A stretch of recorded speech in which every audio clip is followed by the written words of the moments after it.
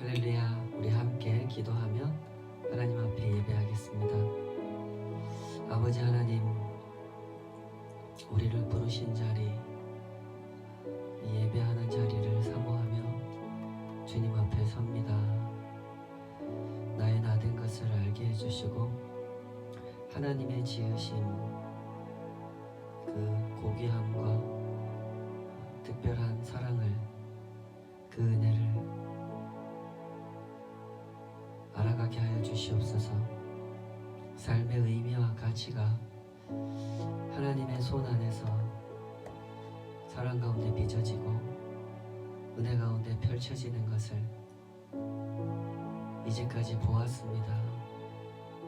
더 선명하게, 더 진실하게 맛보아 가도록 주님 저희들을 인도하여 주시옵소서. 주님을 향한 고백 속에, 주님을 향한 기도 속에, 주님을 향한 사랑이 있게 하시고 주님을 향한 소망이 있게 하여 주시옵소서. 주님을 떠나서 품는 모든 것들이 얼마나 헛된 것인지 알게 하시고 주님과 함께 누리고 주님과 함께 기뻐하는 그 나라, 그 영광 가운데 오늘도 예배하는 한순간 한순간을 살아갈 수 있도록 저희들을 붙잡아 주시옵소서. 예수님의 이름으로 기도하옵나이다. 아멘. 나의 반석이신 하나님, 우리 함께 고백하며 나아가실까요?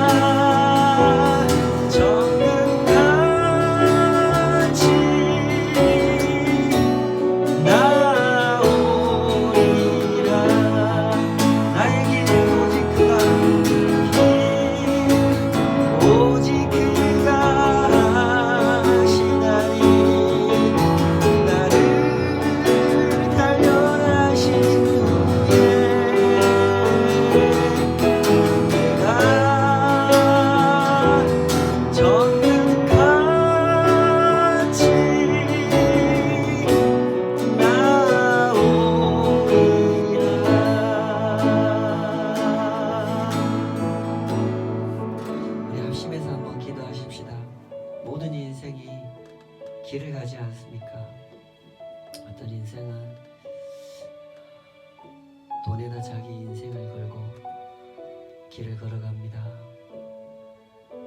어떤 인생은 명예에다가, 어떤 인생은 쾌락에다가,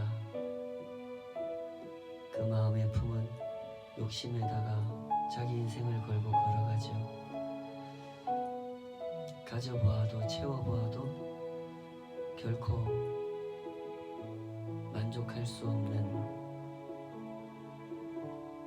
그 깊은 블랙홀로 빠져드는 참 많은 인생들이 있습니다.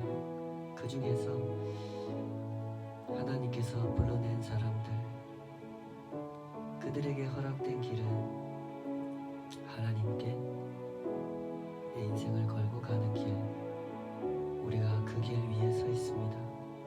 과연 그 길을 잘 걸어가고 있는지, 진실하게 걸어가고 있는지, 나의 의로움을 자꾸 다른 곳에서 찾으려고 하지는 않는지, 내가 세상에서 이룬 것 다른 사람보다 좀 더 잘났다고 인정받는 것, 그런 헛된 것 속에서 나의 의로움을 찾고자 하지 않는지 주님 앞에서 늘 점검할 수 있기를 원합니다. 주여, 오직 예수 이름 안에서 내 의로움을, 내 인생을 찾을 수 있게 하여 주시옵소서. 내가 가는 길이 참 복된 길이고 가치 있는 길인 것을 오직 그 이름 안에서 확인케 하여 주시옵소서. 살아가는 순간순간 고달픈 일도 많지만은 그 역시도 주님과 함께 걸어가는 사람에게 결코 걸림돌이 되는 것이 아니라 주님께로 더 가까이 나아가는 디딤돌이 될 줄 믿습니다. 그 고백으로 또 그 소원으로 우리 함께 주님 앞에 기도했으면 좋겠습니다. 주여, 우리의 일상을 우리가 삶으로 주님 앞에 올려드리는 예배를 주님 그렇게 붙잡아 주시옵소서.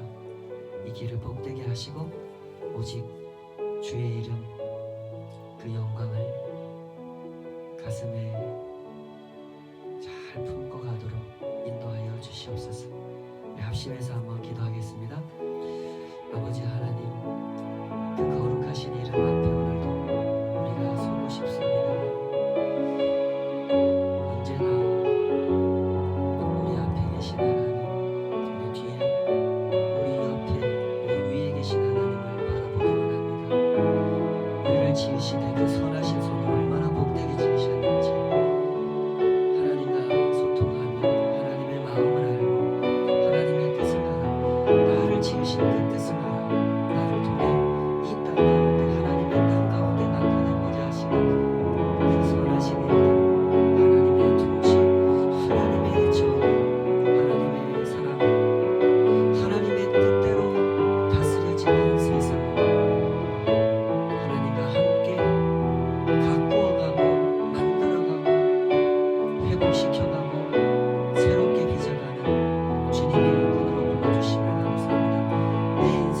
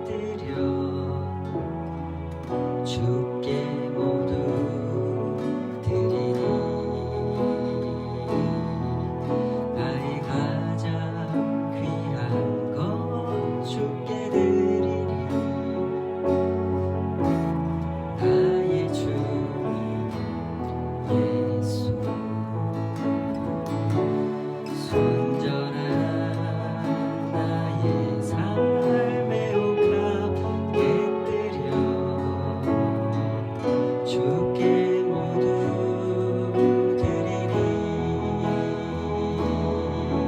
나의 가장 귀한 것 주께 드리리. 나의 주님 예수, 내가 힘을 다하여 주의 날을 예비하리니. 주가 보고 그 사랑으로 주의 것 삼으시네. 이것이 나의 기도, 나의 소망, 나의 모든 것. 눈물로 주님께 간구하오니. 이것이 나의 기도, 나의 소망, 나의 모든 것. 주여 나를 기억하소서. 이것이 나의 기도, 이것이 나의 기도, 나의 소망, 나의 모든 것. 눈물로 주님께 간구하오니. 이것이 나의 기도, 나의 소망, 나의 모든 것. 주여 나를 기억하소서. 우리 한 번 더 고백할까요? 순전한 나의 삶에 옥합게 드려 주께 모두 드리리. 나의 가장 귀한 것 주께 드리리. 나의 주 예수,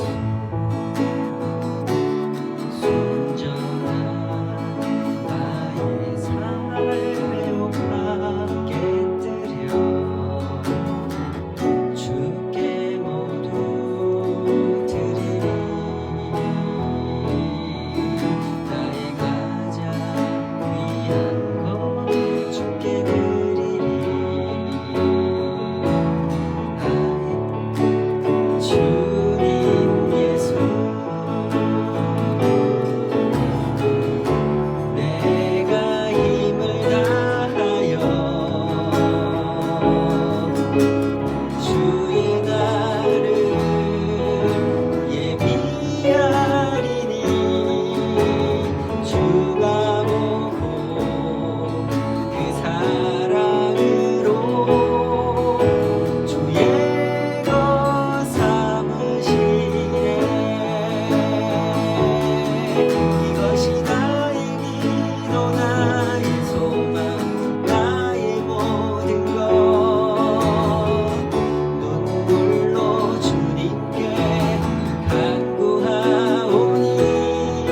이것이 나의 기도, 나의 소망, 나의 모든 것. 주여 나를 기억하소서. 이것이 나의 기도, 이것이 나의 기도, 나의 소망, 나의 모든 것. 눈물로 주님께 간구하오니. 이것이 나의 기도, 나의 소망, 나의 모든 것. 나를 기억하소서.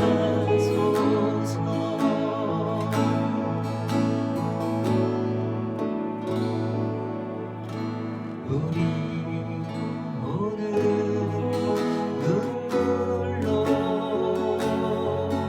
하늘의 씨앗을 심는다. 꿈꿀 수 없어 무너진 가슴에 저들의 푸른 꿈 다시 돋아나도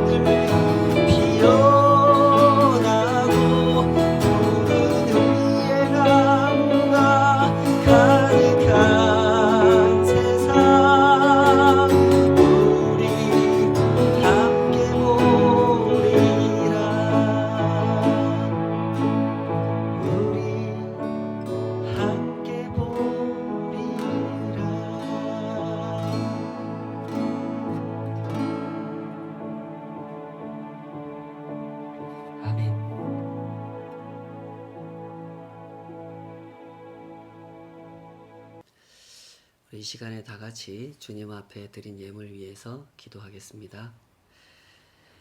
아버지 하나님, 주님의 선하신 손을 찬양합니다. 저희들의 삶 가운데 언제나 은혜롭게 역사해 주시는 사랑으로 바른 길로 인도해 주심을 감사합니다. 그 손의 역사가 언제나 신실하시고 언제나 주님의 은혜를 나타내 주시기 위하여 쉬지 않으시는 그 성실함으로 우리에게 함께 해주시니 그 손을 따라 또 한 주간을 또 하루하루를 살아왔음을 고백합니다.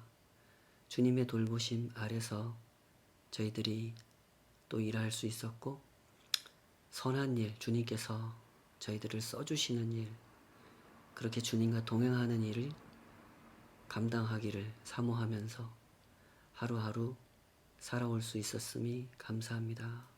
늘 부족한 모습이지만 그럼에도 불구하고 저희들을 붙잡고 사용하기 원하시는 주님의 그 깊으신 뜻을 저희들이 더 진실한 마음으로 알아갈 수 있도록 저희들을 인도하여 주시옵소서. 저희들의 형편을 주님께서 아십니다. 어떠한 고민이 있는지 사람에게 다 말할 수 없는 참 깊은 그 속 이야기들을 우리 주님께서는 아실 줄 믿습니다.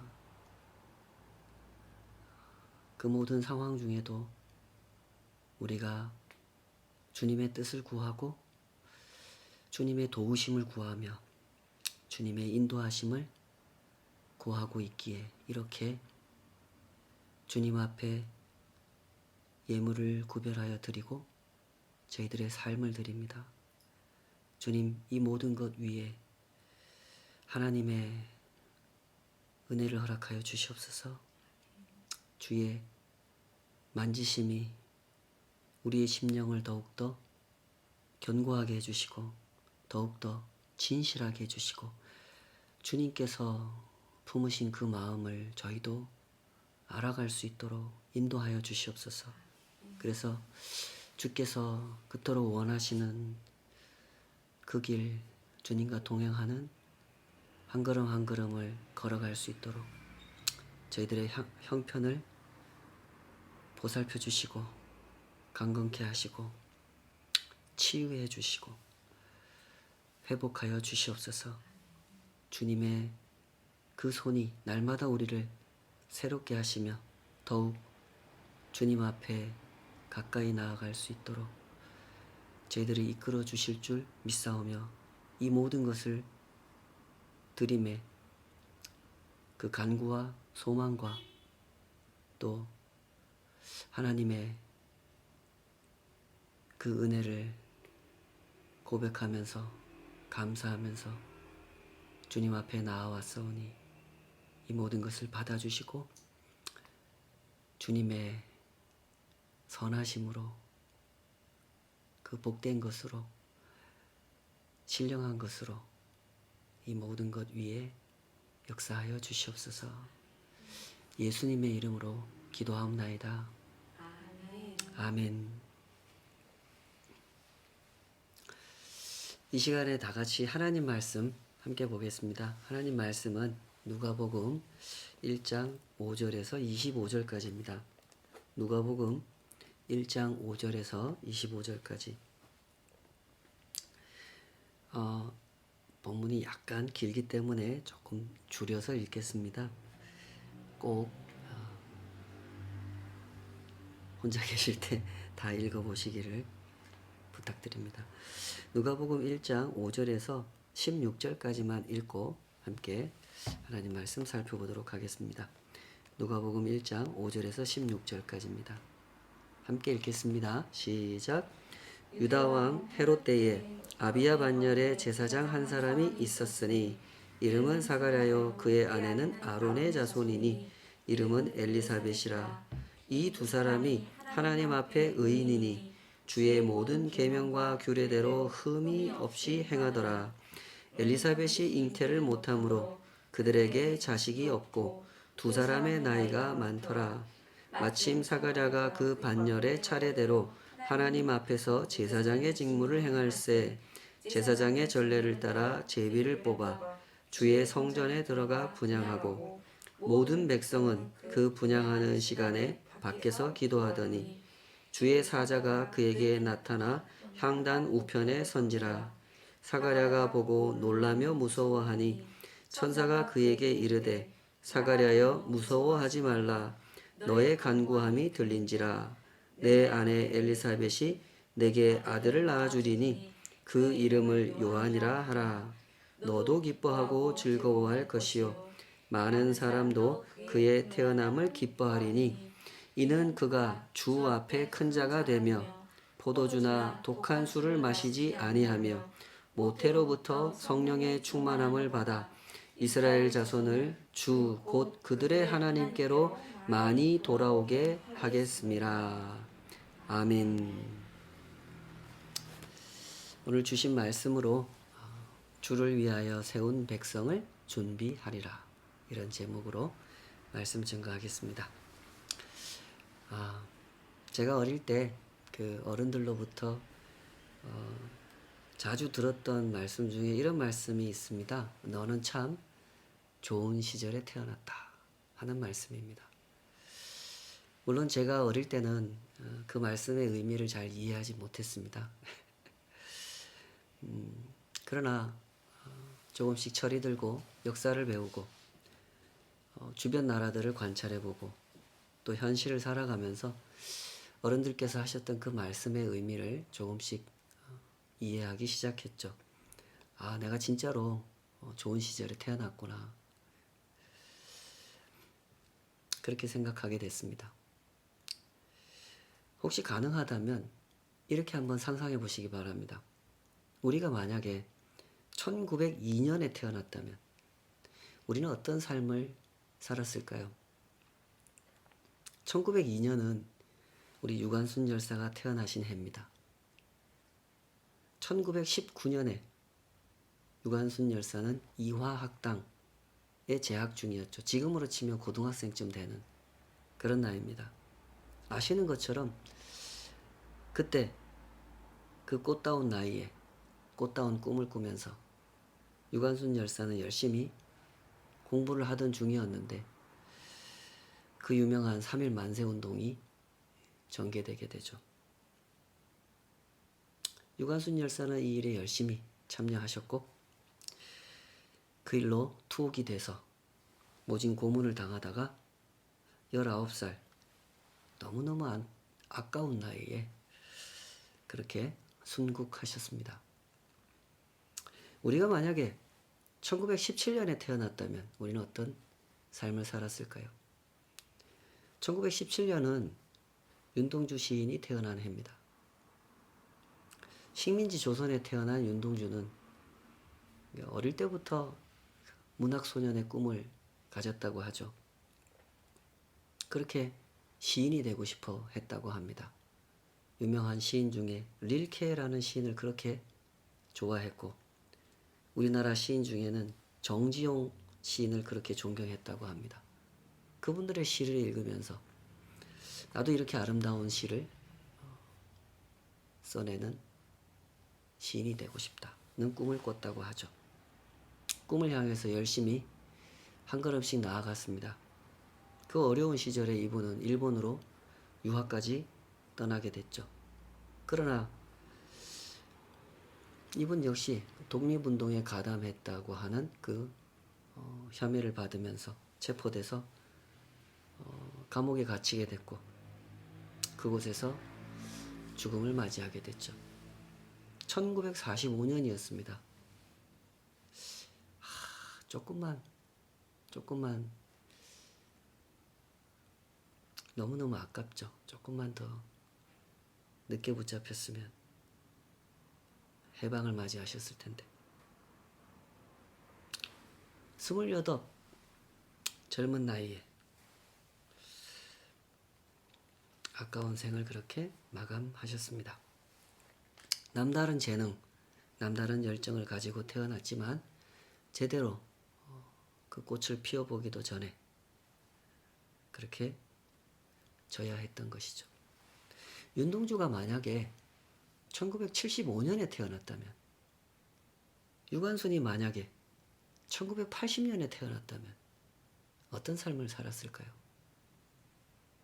그렇게 뜨거운 가슴을 가지고 살았던 사람들, 그렇게 숭고한 마음으로 자신이 옳다고 생각한 일에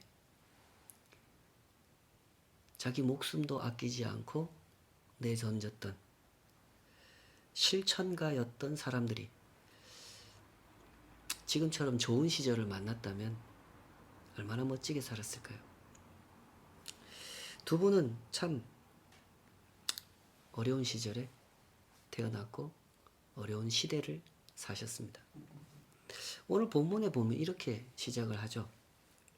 1장 5절, 유대 왕 헤롯 때에 아비야 반열에 제사장 한 사람이 있었으니 이름은 사가랴요 그의 아내는 아론의 자손이니 이름을 엘리사벳이라 하라. 이 두 사람이 하나님 앞에 의인이니. 오늘 본문은 이렇게 사가랴와 엘리사벳 부부를 소개하는 이야기로 시작합니다. 두 분은 참 신실하게 살아온 분들이라고 소개하죠. 얼마나 신실했으면 하나님 앞에 의인이라 이러겠습니까? 그런데 나머지 상황은 참 좋지가 않았습니다. 이분들은 헤롯이 유다의 왕으로 있을 때 그런 시대를 살았던 분입니다. 헤롯 기억하시죠? 이 헤롯은 기원전 37년부터 기원전 4년까지 유다를 다스리는 왕이었던 사람입니다. 유대인이 아니었던 사람. 이 사람은 원래 이두메 사람이었죠. 유대인이 아니었던 사람이 로마 제국의 허가를 받아서 그래서 유다를 다스리는 그 당시 사가랴와 엘리사벳이 살았던 시대는 그런 시대였습니다. 때문에 유대인들은 이 이두메 사람 헤롯이라는 사람의 통치 아래서 굉장히 많은 고초를 겪어야 했죠. 아시는 것처럼 이런 시대에 침례 요한이라는 사람이 태어나고요. 예수님이 태어나셨습니다. 두 분은 참 안 좋은 시절에 태어나셨습니다. 일제강점기에 식민지 조선에 태어난 것처럼 헤롯이 다스리는 유다, 그 시대는 아주 혹독한 시련의 시대였던 겁니다. 헤롯은 모든 것을 정치적으로 판단하는 사람이었고 정치적 판단에 의해서 아주 많은 사람들을 숙청하고 학살했던 그런 사람으로 유명하죠. 이 사람이 얼마나 정치적으로 계산하고 행동하는 사람이었느냐 하면 자기 아내까지도 죽입니다. 자기 아내의 부모님, 자기 아내의 동생들, 심지어 아들들까지 죽이죠. 동방박사들로부터 그 유대의 그 왕이 태어나셨다 이런 소식을 나중에 이 사람이 듣지 않습니까? 우리 누가복음에 나오지 않지만 마태복음 2장에 보면 그 이야기가 나오죠. 그때 이 헤롯이 어떻게 했습니까? 동방박사들한테 나도 경배하러 갈 테니까 유대의 왕이 어디 태어나는지 가르쳐 주십시오. 나중에 조사를 해가지고 군대를 보내가지고 베들레헴에 그 갓난 사내 아이들을 학살하는 잔인한 일을 저지르지 않습니까? 헤롯은 그런 사람이었습니다. 그러니 그의 통치 아래 살았던 사람들은 얼마나 괴로운 시절을 살았겠습니까? 그런데 이런 시대에 사가랴와 엘리사벳이라는 이 부부가 그 시대를 사셨단 말입니다. 이분들은 좋은 시대를 만나지도 못했고 개인적인 관점에서 볼 때도 별로 이분들의 인생에 좋은 일이 없습니다. 오늘날 우리 사회에서는 내 집 없는 사람을 불쌍한 사람으로 여기는 분위기가 좀 있죠. 당시 유대인들에게는 자녀를 낳지 못한 사람이 불쌍한 사람으로 여겨지는 그런 분위기가 있었습니다. 좋은 시절에 태어나지도 못했고 자식까지 없었으니 하루하루 살아가는 순간순간이 이분들에게 결코 쉽지 않은 시간들이었겠죠. 나이가 이렇게 많이 들으셨기 때문에 이제는 더더욱 희망을 갖기 어려웠겠죠. 내가 이렇게 살다가 어떻게 해야 되는가. 나는 자식이 하나도 없으니까 내가 늙으면 나를 돌봐줄 사람도 없구나. 우리 부부는 어떻게 하나 하는 생각으로 한숨 지으면서 살 수도 있는 당시는 그런 시대였습니다. 그러나 그럼에도 불구하고 이 사가랴와 엘리사벳이라고 하는 분들은 하나님 앞에서 경건하게 살아가고 있었다고 오늘 성경이 증언해주고 있습니다. 경건이라고 하는 것은 이런 것입니다. 경건과 의로움이라고 하는 것은 하나님 앞에서 살아가는 삶의 태도를 말하는 거죠. 상황과 조건에 따라서 달라지는 것이 아닙니다. 상황이 나쁘고 조건이 어려워도 경건한 사람은 상황과 조건 앞에서 살아가지 않고 하나님 앞에서 살아가는 겁니다. 그래서 어떠한 상황, 어떠한 조건 앞에서도 경건한 삶을 유지해 갈 수 있는 거죠. 지금도 마찬가지가 아니겠습니까? 우리가 전 세계적으로 코로나19라고 하는 이런 어려운 상황 때문에 모두가 힘든 시간을 보내고 있습니다. 그렇지만 경건한 사람은 여전히 경건하게 살아가죠. 힘든 때일수록 나보다 더 힘든 사람들을 돌아보고 그 사람들을 돌보는 일에 힘을 쏟습니다. 하나님의 뜻을 묻고 하나님의 뜻을 실천하려고 노력하죠. 하나님의 구원을 사모하며 겸손히 엎드려서 기도하는 순례길을 걸어가는 것입니다. 경건한 사람은 상황과 조건 앞에서 사는 사람이 아니라 하나님 앞에서 살아가는 것이죠.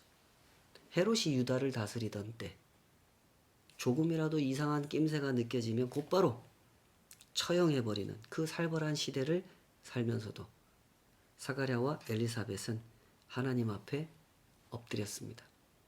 하나님께서 약속하신 구원을 위해서 기도했죠.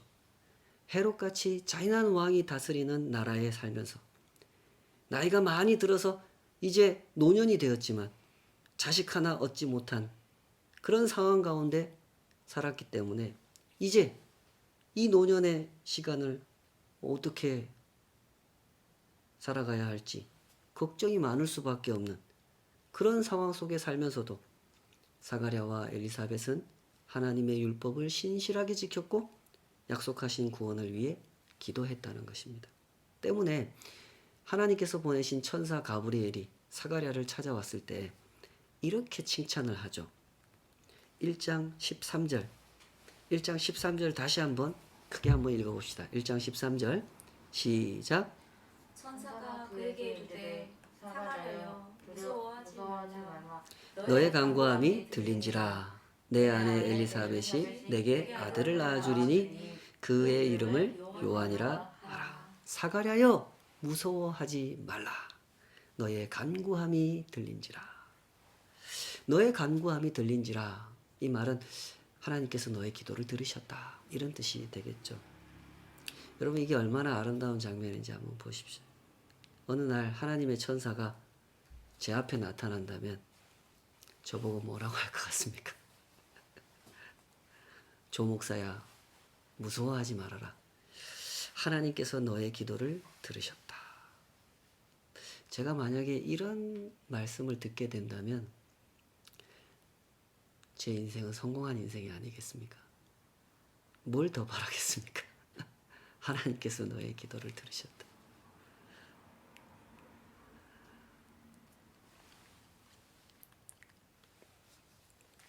사가랴는 도대체 무슨 기도를 올려드렸기에 하나님께서 그의 기도를 들으셨을까요?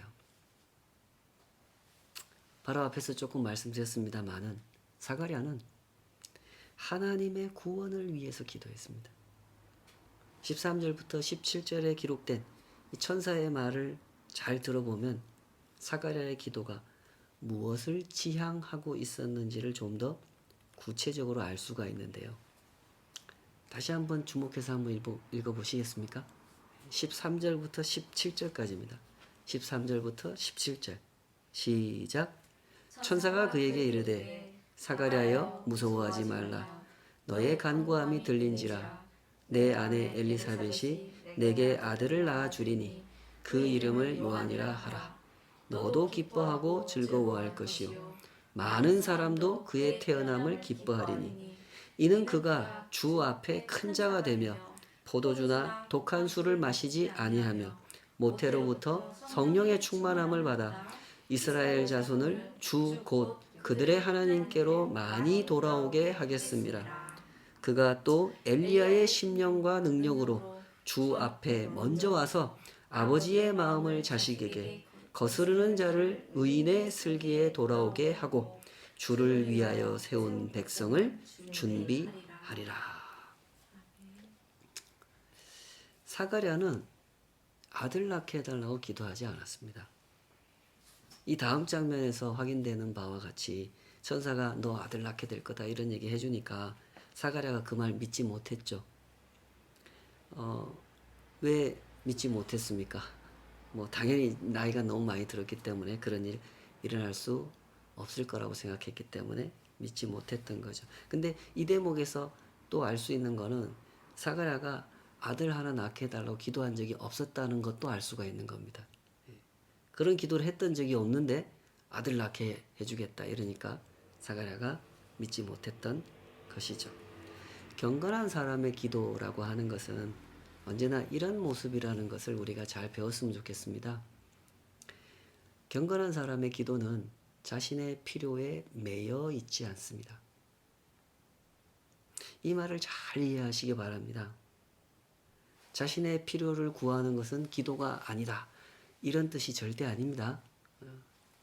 우리는 하나님의 자녀로서 무엇이든지 하나님께 구할 수 있는 사람들입니다. 기도의 교과서라고 하는 별명이 붙어있는 시편에 보면은 정말로 다양한 상황에서 다양한 사람들이 다양한 기도를 올려드리고 있는 그런 구절들을 그런 모습들을 우리가 많이 볼 수가 있죠. 어떤 사람은 원수를 갚아달라고 막 하나님께 기도하죠. 어떤 사람은 이 병 좀 낫게 해달라고 기도하고 어떤 사람은 아니 하나님 내가 얼마나 오랫동안 기도했는데 도대체 내 기도를 들으시는 거냐고 안 들으시는 거냐고 따지는 그런 기도도 기록되어 있습니다. 시편에는 아주 다양한 기도가 등장한단 말이죠. 그런 기도가 성경에 고스란히 수록되어 있다는 것. 그러므로 우리는 하나님의 자녀로서 내가 처한 상황을 두고 무엇이든지 하나님께 기도할 수 있는 겁니다. 이런 기도는 해서는 안 된다. 이렇게 단정 지을 수 없는 기도는 그런 세계라는 거 우리가 알고 있죠. 그러나 기도가 무엇인지는 알고 기도를 해야 되는 겁니다. 모든 필요를 내 모든 상황 속에서 무엇이든지 기도할 수 있지만 그렇다고 해서 아무거나 자기 하고 싶은 대로 해도 된다는 뜻은 아닌 거죠. 기도가 뭔지는 알아야 됩니다. 기도의 기본이라고 하는 것은 하나님의 하나님 되심을 바라보는 것이죠. 이건 알고 기도해야 되는 겁니다. 온 세상을 창조하시고 이 세상의 죄를 보고 안타까워하시는 그래서 이 세상을 회복시키려고 계획하신 하나님. 그 계획을 당신의 백성들에게 약속해 주시고 약속한 대로 하나하나 하나님의 시나리오대로 성취해 가시는 하나님.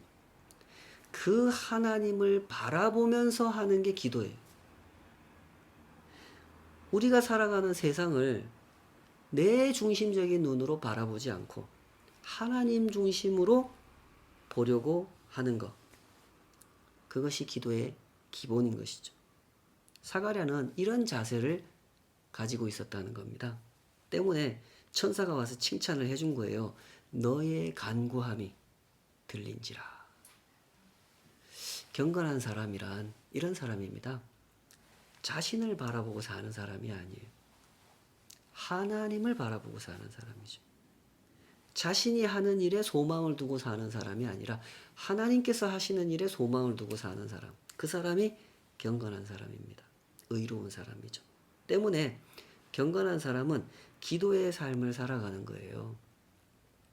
기도를 하면 모든 일이 잘 해결되고 잘 풀리기 때문에 기도를 하는 것이 아니라 기도를 하면 하나님을 바라보면서 살 수 있기 때문에 기도를 하는 것입니다.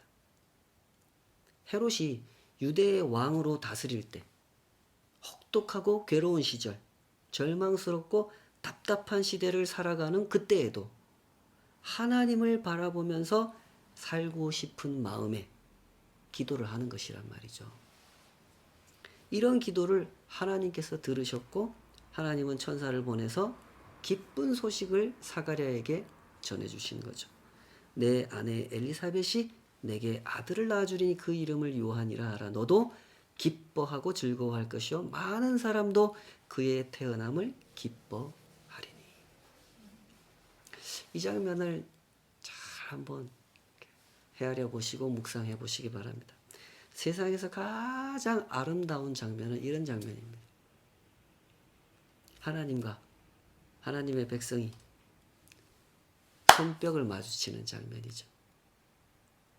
하나님께서는 하나님의 자리에서 하나님께서 계획하신 일들을 하나하나 진행해 가시고 하나님의 사람들은 하나님께서 이루어 가시는 그 일들을 소망하면서 자기의 자리에서 기도하고 순종하고 하나님을 바라보다가 이렇게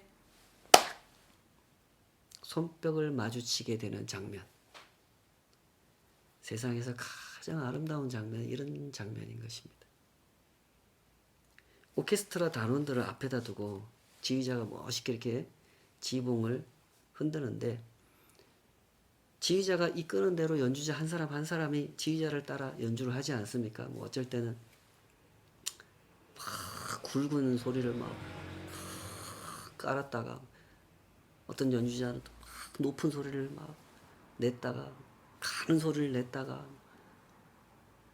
지휘자가 한 사람 한 사람 연주자를 향해서 지휘를 하면 각자 자기의 소리를 내는데 이 소리들이 선율과 화음이 하나로 어우러지면서 아주 깊고 심오한 음악의 세계가 펼쳐지는 것처럼 하나님께서 지휘하시는 손길을 따라서 이 세상에서는 하나님께서 들려주시는 천상의 음악 세계, 하나님 나라 참 기쁨의 세계가 이 땅 위에 펼쳐지는 겁니다.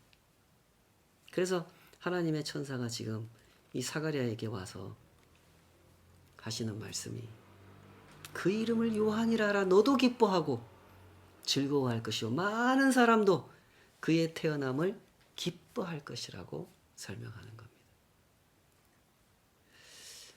1950년대 60년대 아프리카 콩고에서 의료 선교사로 사역하신 헬렌 로즈비어 선교사님의 간증이 이런 점에서 좋은 예가 될 수 있을 것 같습니다. 콩고는 지금도 어렵지만 50년대 60년대는 또 굉장히 어려웠던 시절이었죠. 아주 가난한 사람들 속에서 심지어 그 당시에 내전까지 발생해가지고 굉장히 어려운 상황들을 많이 겪으면서 선교 활동을 하셔야 했던 그렇게 열악한 조건 하에서 헬렌 로즈비어 선교사님은 여러 동역자들과 함께 참 많은 고생도 했고 많은 사역도 감당했습니다. 때로는 그 사역을 감당하는 중에 정말 기적 같은 일들이 일어나요. 기적이죠. 기적 같은 일이 아니라. 도저히 사람의 상식으로는 절대 사람은 할 수 없는 일. 그런 일들이 막 일어나요. 막 너무너무 기쁘죠. 그럴 때는. 얼마나 힘이 납니까? 그러나 때로는 너무너무 고통스러워서 말로 다 표현할 수 없는 그런 어려움을 겪기도 하셨다고 그런 이야기를 들려주십니다. 사람이 다 그렇지 않습니까? 이분도 우리하고 똑같은 사람인데 막 기적을 체험할 때는 얼마나 신이 납니까? 열심히 치료했고 기도했고 하나님의 도우심을 간절히 기도했을 때 도저히 나을 수 없는 사람이 나아버려요. 절대로 하나님을 믿지 않을 것 같은 사람이 하나님을 믿겠다고 돌아서는 모습을 보면 너무너무 신나는 거죠. 그냥 오늘 여기서 죽어도 좋겠다 싶을 정도로 막 너무너무 신나는 거예요. 그러나 정말로 열심히 치료했고 기도했고 하나님의 도우심을 간절히 바랬어도 정말 나을 것 같은 사람이 낫지 못하고 죽어버리거나 신앙이 굉장히 괜찮았던 사람이 갑자기 신앙을 떠나버릴 때 그럴 때도 있습니다. 선교의 현장이라고 하는 곳은 항상 그런 곳이죠. 그럴 때는 선교사도 힘이 빠지는 거예요. 너무너무 괴로운 거죠. 사람 다 그렇잖아요. 그러면 그럴 때는 어떻게 해야 됩니까? 하나님께서 막 기적을 일으켜 주시고 신나게 도와주시면 그때는 열심히 일을 하고 그렇지 않을 때는 일을 하지 말아야 되는 걸까요? 그건 아니겠죠. 이쯤에서 헬렌 로즈비어 선교사님의 고백을 직접 읽어드리는 것이 좋을 것 같습니다. 제가 조금만 한 대목만 읽어보겠습니다. 살아있는 믿음이라는 제목으로 출간된 책에 소개된 간증입니다. 내가 병원에서 일한 20년 동안의 일을 돌이켜볼 때 병동과 진료소에서 일상적으로 하는 치료와 수술, 셀 수조차 없이 많은 소동과 분투로 땀투성이가 되었던 그런 어려운 일들은 모두 제쳐놓고 기적적으로 치유받은 일 몇 가지만 이야기한다면 병원 일이 모두 쉽고 평범한 일처럼 들릴 것이다. 내가 위에서 말한 몇 가지 일들을 가지고 나머지 일들을 모두 그런 틀로 정형화하려는 생각이 들 수도 있겠지만 위에서 말한 일들은 기적 이야기들입니다. 그런 생각이 들 수도 있겠지만 사실 모든 경우에 이런 기적이 일어나는 것은 아니다. 우리가 극적인 치유를 경험하지 못했던 곳에서도 사랑과 관심과 기도는 모든 다른 환자들에게 동일하게 적용되었다. 우리는 치료를 받으러 오는 모든 사람들을 위해 기도했고 특히 입원한 사람들을 위해 많이 기도했다. 우리는 좋으신 하나님에 대해 그 하나님을 믿는 믿음에 대해 같이 이야기했고 자기를 믿는 자를 치유하시는 하나님의 능력에 대해 전해주었다. 누구든 우리에게 와서 자기에게 기름을 붓고 주님의 이름으로 치유를 위해 기도해 달라고 부탁할 때면 우리는 언제나 기꺼이 그들을 위해 기도했고 교회의 장로들도 하나님이 성경에서 명하신 이 단순한 행동을 하기 위해 순종하는 마음으로 모여서 열심히 기도했다. 초창기에는 매년 60명이 넘는 사람들이 중대한 수술을 받았다. 대부분의 사람들은 일반적인 진행 과정을 거쳐 회복이 되었다. 죽은 사람도 몇 명 있었다.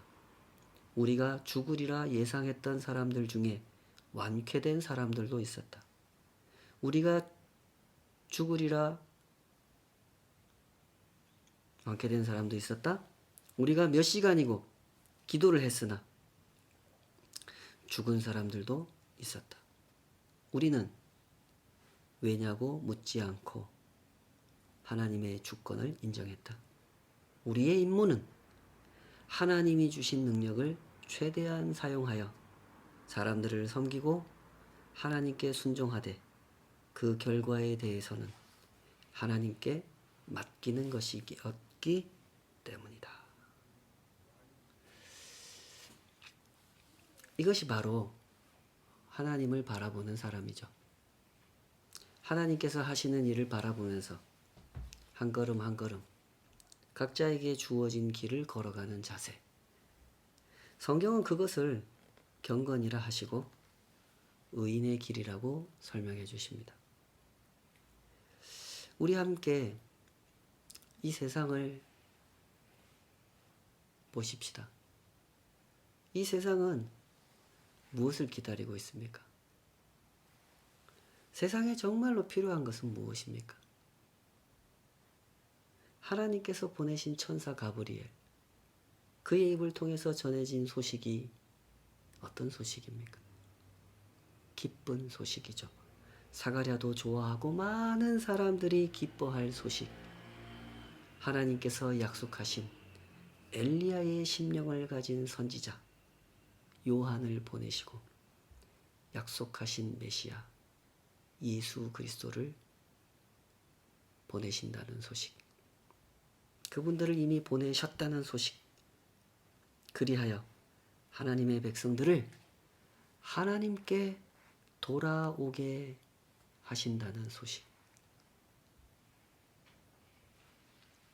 세상에 정말로 필요한 것은 바로 이 소식, 복음이죠. 우리 함께 주님을 바라보며 살아가십시다. 우리가 진정 하나님 앞에 돌아왔는지 점검하면서 사가랴와 엘리사벳처럼 기도의 순례길을 걸어갔으면 좋겠습니다. 우리가 하나님의 일에 진정 마음을 두고 살아가고 있는지, 아니면 내가 하는 일에 소망을 두고 살아가고 있는지 점검했으면 좋겠습니다. 우리가 하는 일에 진척이 없고 실패한 것 같아 보여도 하나님께서 이루실 일을 소망하고 있다면 우리는 낙심하지 않고 계속해서 이 길을 걸어갈 수 있을 것입니다. 이 길을 함께 걸어갔으면 좋겠습니다. 손을 모아주시고 기도를 모아주시고 거룩한 섬김과 순종을 모아주시기를 주님의 이름으로 초청합니다. 기도하십시다. 아버지 하나님, 세상에 필요한 것이 무엇인지 저희들이 정직한 눈으로 볼 수 있기를 원합니다. 저희들이 보았다면 그것을 더욱 견고하게 붙들 수 있기를 소원합니다. 저희들 마음에 하나님께서 맡겨주신 임무가, 그 사명이 무엇인지 우리들 마음속에 분명하게 새겨지게 하여 주시옵소서. 내가 하는 일, 사람이 하는 일에 우리의 눈을 집중시키고 거기에 집착해서 뭔가 일이 잘 될 때는 신이 났다가도 뭔가 일이 안 될 때는 낙심하고 그러지 않게 하여 주시옵소서. 어떠한 상황에서든지 기도하게 하시고 하나님께서 기뻐하실 만한 일들을, 아무리 작은 일들이라도 그 일을 감당하게 하여 주시옵소서. 그 위에 역사하시는 하나님의 섭리를 바라보게 해주시고 소망하게 해주시고, 그리하여 낙심하지 않고 우리 한 사람 한 사람에게 주어진 그 순례길을 걸어갈 수 있도록 붙잡아 주시옵소서. 사가랴의 삶, 엘리사벳의 삶이 사람들 눈에 보기에 참 불쌍해 보이는 삶이지만 하나님의 보시기에 결코 그렇지 않음을 저희들도 볼 수 있게 하여 주시옵소서. 주님의 그 일하심을 오늘도 소망합니다. 주님 앞에 서는 그날까지 이 소망 가운데 살아갈 수 있도록 우리 모두를 붙잡아 주시옵소서. 이제는 우리 주 예수 그리스도의 사랑하심과 아버지 하나님의 그 높으신 은혜와 성령 하나님의 내주하시고 동행하시며 우리를 가르치시고 깨우시며 주님의 뜻 안에서 분별하게 하시고 하나님께서 하시는 일을 바라보며 그 소망을 견고하게 붙들고 우리 한 사람 한 사람 그 일상의 순례길을 걸어갈 수 있도록 도우시는 성령 하나님의 동행하시는 역사가 주님을 바라보는 모든 백성들, 주와 동행하는 성도 한 사람 한 사람 그 삶 위에, 그 모든 상황 위에 이제로부터 영원까지 함께 하시기를 간절히 축원하옵나이다. 아멘. 아멘.